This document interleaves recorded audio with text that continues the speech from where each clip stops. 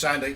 Hi, it's Dave. Hi, it's Kirk. Welcome to the A.D.K Rock and Metal channel, and today we're going to be checking out a band called Turin, and the song is called Loss. Know nothing about this band, Turin? No? No. Kirk? Turns out I have a backstory. The drummer works at British Aerospace Salisbury and knows my mother. And 2 years ago, my mum was talking to him and he said, I'm in a heavy metal band. And she said, my son runs a website that reviews heavy metal. And she sent it my way, and I'm delighted to say I found out last month these are now signed to Monarch Heavy Records, so they're on Crowbar and Mastiff's label, and they used to be called This Is Turin, so they've now shortened it to Turin. So when you said that this is available, it's like, I know the drummer. I don't actually, I've never met him, but my mother knows him.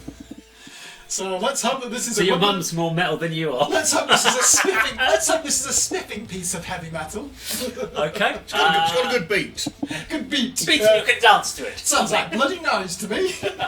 So what do you reckon? What death metal is it? Yeah, Meshuggah Gotta be. death metal cross between those two. Yeah. 5 minute song. Okay, let's go check it out.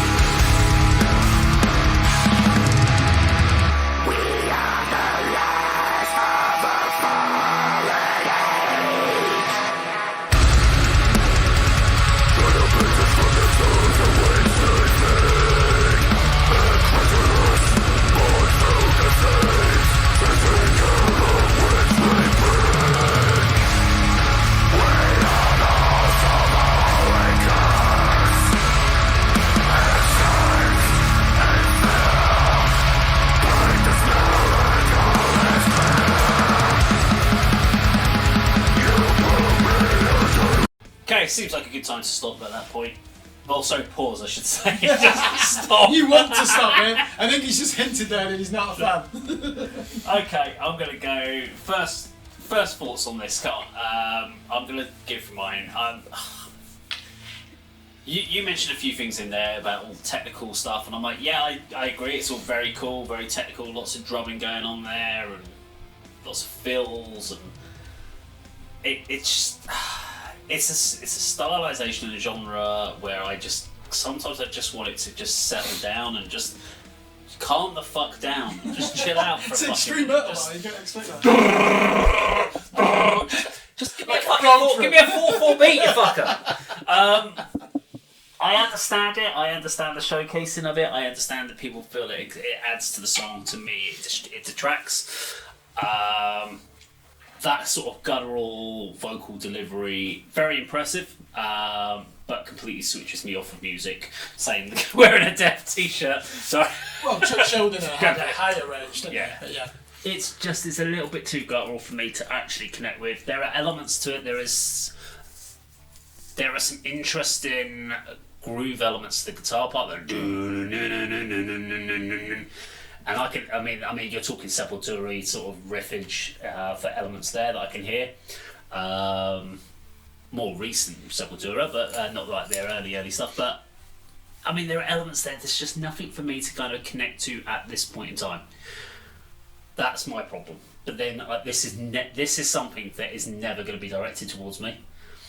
This is really like round peg in a square hole, or whatever you want to call it. It's square peg in a round hole, whichever way you want to go around it. But this you're trying to force something into me, and I don't like things being forced in me. Jesus. Andy.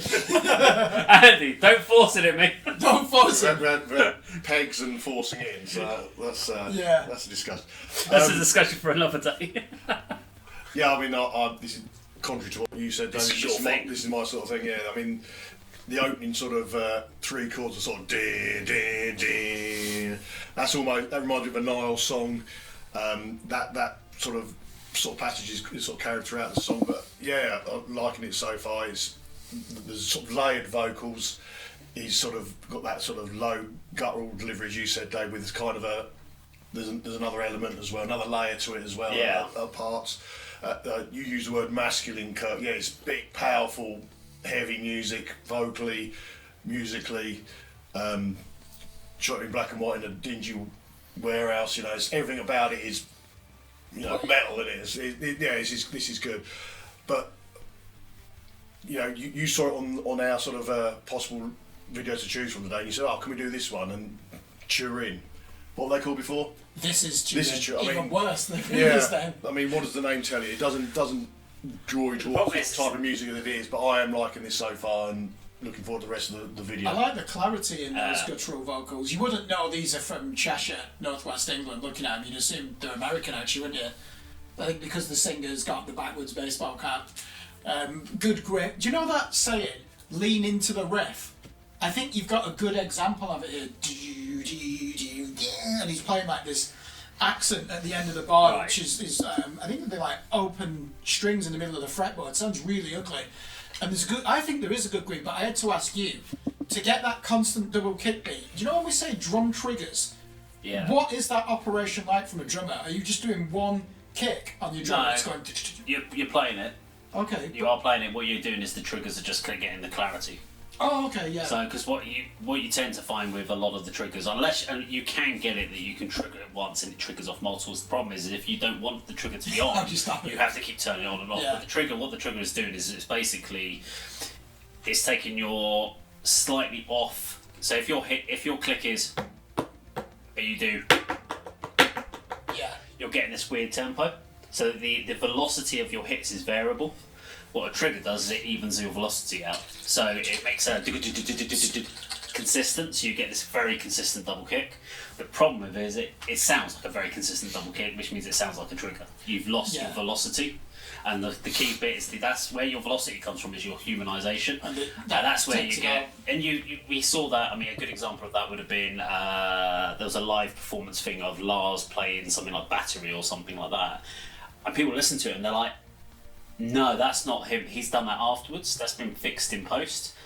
Because actually, if you were there was some video footage of it live on that night, and they watched it, and his double kicks were really sloppy. They were on time, but you could hear that they were hit at the velocity. But on the video that was put out afterwards on the official Metallica website, they'd fixed all that, so he had the same velocity all the whole way through. Do you know, when you look at it, I think Raymond Herrera from Fear Factory deserves some credit. I think he had to pioneer the trigger, didn't they? But he could play it, and when his triggers broke, he could still play the parts. Yeah. But you'd lost that velocity thing. And here, you can hear there's triggers. It's either been drum replaced or triggers on the recording, but he's still playing the parts. Yeah. Well, he's got to be good because he knows my mother. As strange as that sounds. You must be a good drummer because you know my mum. You use the gym where my mum's a receptionist. Right, come on, let's keep going.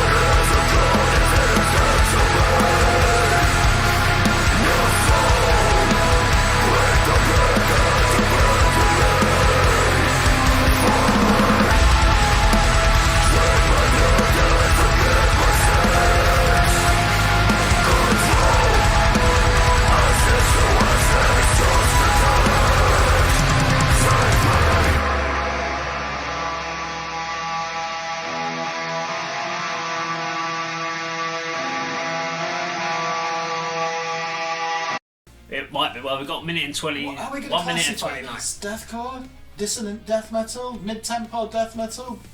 Extreme groove metal? Technical deathcore? Can you make one up, please? I would just throw this in deathcore. That's Okay. kind of element. There's elements of other things in there, but if you're going to simplify the genre, although if we could get rid of the genres and just come up with a whole new set of genres, Well, did we have this discussion? So what would this description be then?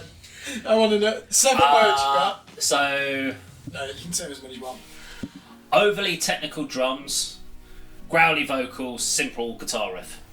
There you go. With dissonant guitars. Okay, yeah. That's if you did that, that would explain that to me. So do you know Spotify's algorithm? You listen to this. What is it going to recommend next? A load of bands that I won't listen Would to. it, That's I mean, what it's I- going to I- do. Would it recommend Lorna Shore? Everyone uses that as an example. Maybe I don't Suffer, know. that Probably Australian would. band we covered. Yeah. That was see similarities between them and this. It would probably give you Slaughter to Prevail in there, probably as well. Can we mention them again? Yeah. But it would. But the thing is would those bands? So would you listen to this? Would Lorna Shore fit with that? I don't think it would. Well, these are not involved in the nuclear arms race No. to see who can be the most absurdly extreme at the microphone and vocals.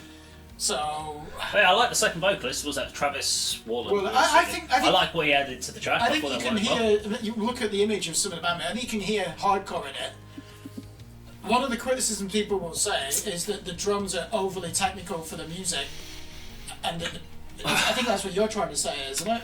So for what this song is doing, it's fine. It's just it's not really what I listen to drums for. I like space. I like groove in it.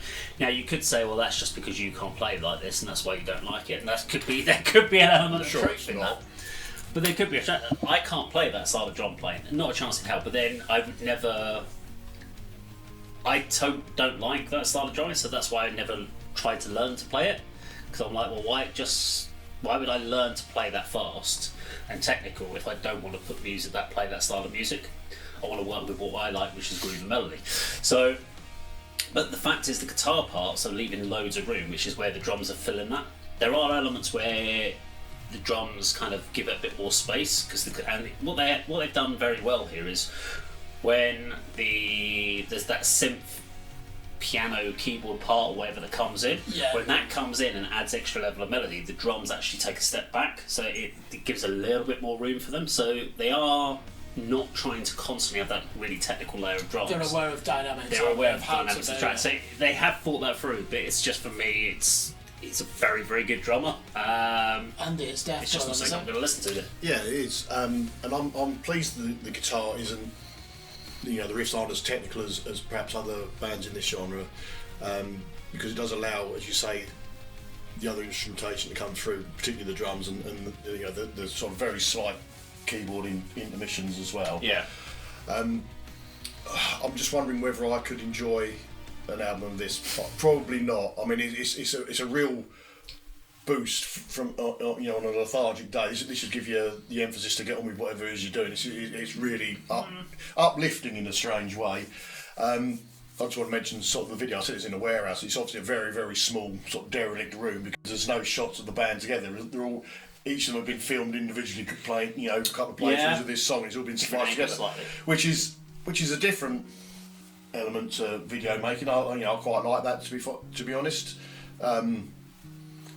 What I've seen before is that videos have incorporated that feature, but then sort of towards the end the band are all together. So this might happen in the last minute and a half.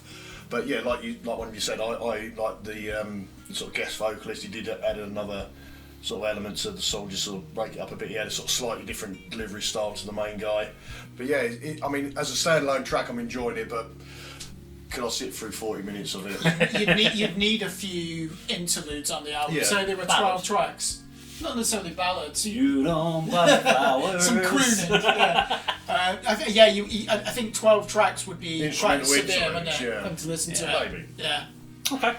Go to the last minute and a half. So we're thinking, was there a big breakdown or something coming up? Well, that'd be good, yeah. I don't think Something's they will, coming. because Or I you don't reckon think it's going to run out? I don't think they identify as a deathcore band. So I was surprised if there's a breakdown. I think it's just going to end fairly soon. There's going to be like immediate credits or something, or Some sort of weird fade thing going on. let's see. Okay.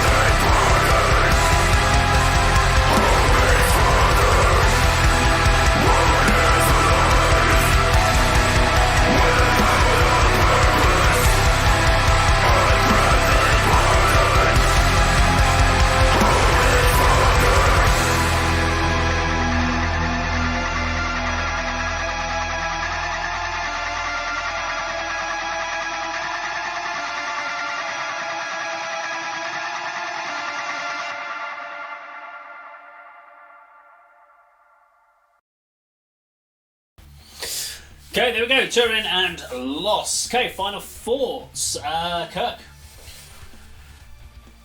I'd be reluctant to call them a deathcore band because they didn't put any breakdowns in there, and I suspect that they wouldn't want to be written off as a deathcore band. It is still one of the genres that's divisive, isn't it? Often because it's overproduced. I just said off camera that they ended it like a Death Doom song, but as if they had Joey Jordison on drums, and I think that really is what makes them stand out to some extent. You wouldn't really expect that level of technical proficiency in music that's playing guitar riffs that are mid-level, aren't they, in terms of complexity, and there's nothing wrong with that whatsoever. I mean, I cannot listen to music that's just about virtuoso wanking throughout the whole song. So, and even that solo was a bit like Gregor McIntosh with Paradise Lost. It served the song. You didn't need to sweep pick that. So they made some good decisions in that.